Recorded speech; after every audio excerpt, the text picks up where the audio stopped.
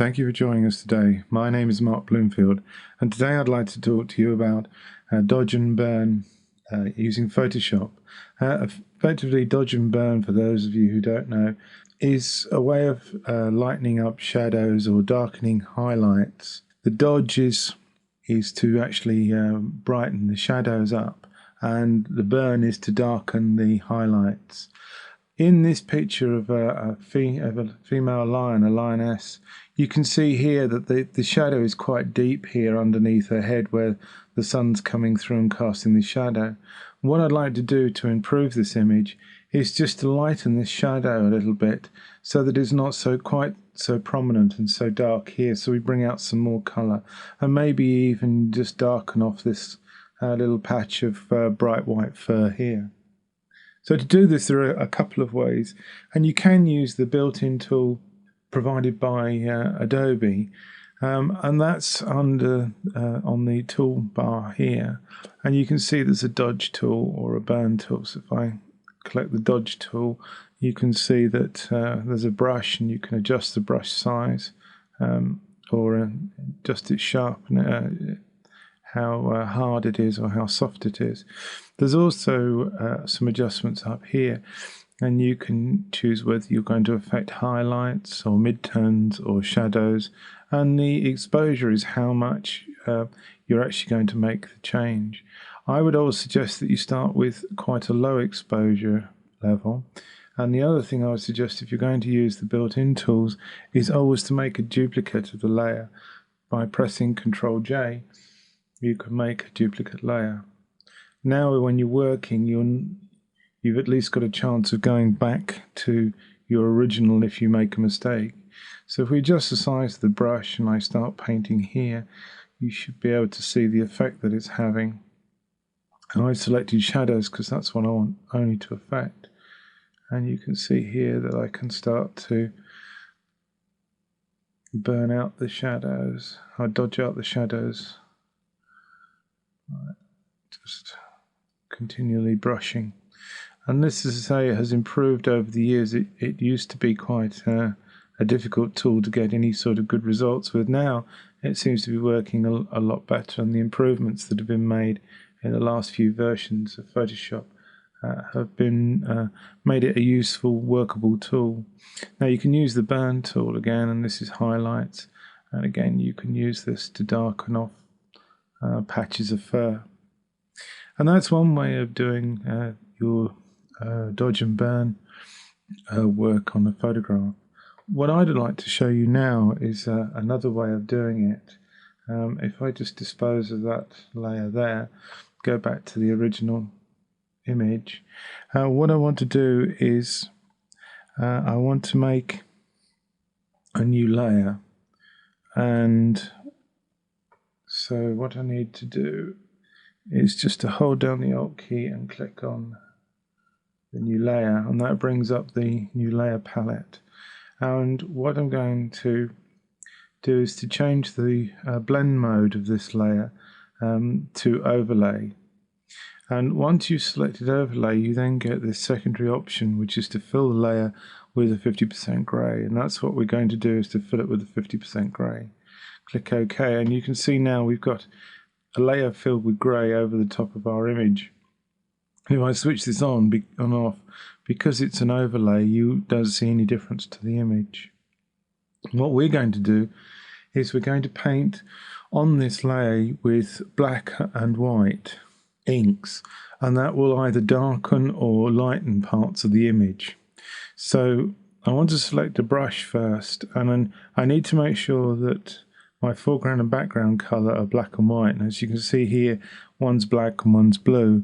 So if I press D on the keyboard, that'll turn them to black and white, and I want to paint with white first.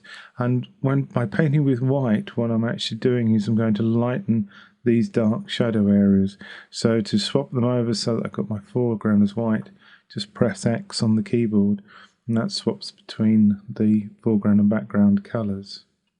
Now I've got a normal brush, and I'm going to turn the opacity down quite a lot, probably to about 10%. And now I can start painting just as before to lighten it. Now you'll may notice that with this particular technique, it's quite subtle, and because I've got the flow of the brush down quite low, it takes quite a few swipes to actually make things come lighter. But what this is, it's an accumulative brush. So if I press once and paint and then press again, it's actually adding on one on top of the other. And I prefer to work this way rather than trying to set the opacity to say 30% and doing it in one single brush stroke.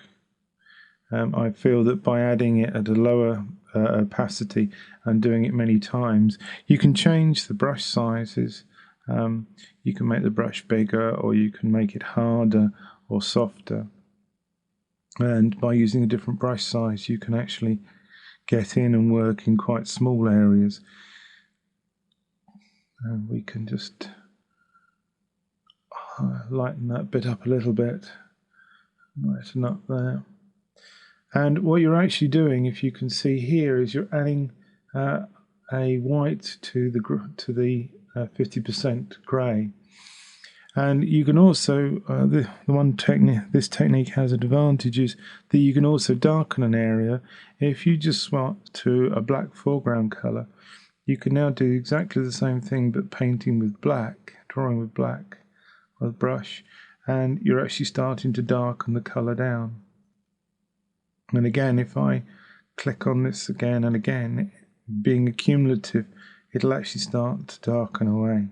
Now, the advantage that you have with this particular technique over just using the normal built-in tools, as you can see, I've now darkened that bit of fur down quite a lot.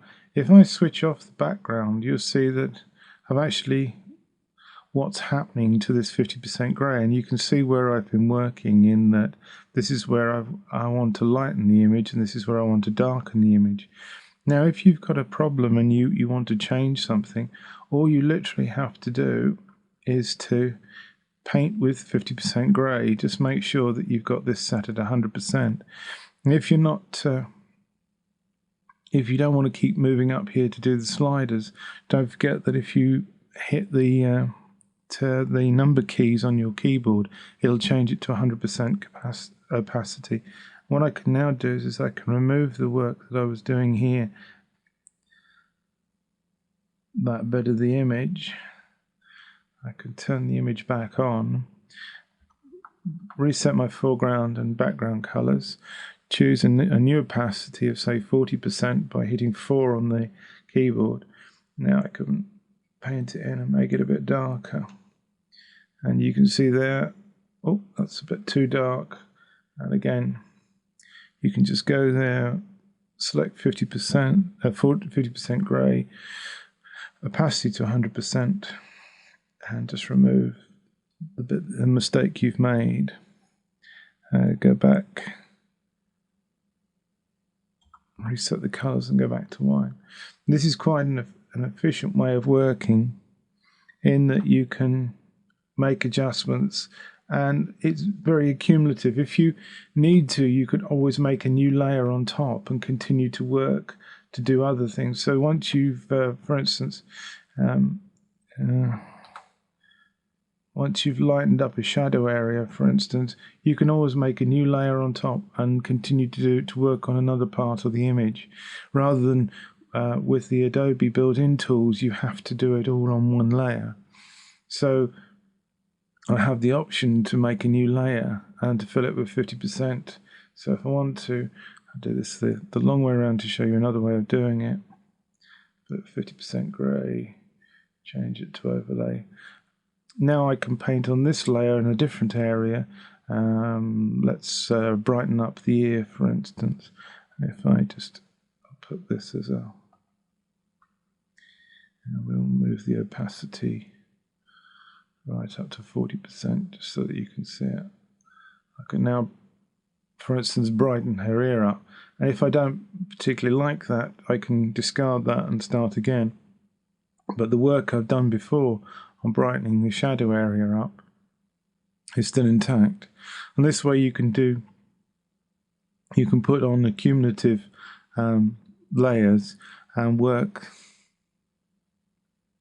So if I take that one out again, you can see where I've been working, and just select 50% grey.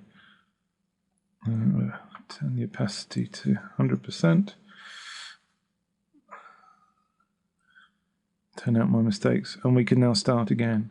So this method of dodging and burning gives you the ability to keep trying and retrying, and also building up your dodge and burn layers. I hope you find this tutorial useful. Please do join us again where we'll have more free online training from M&J Bloomfield. Thank you for listening.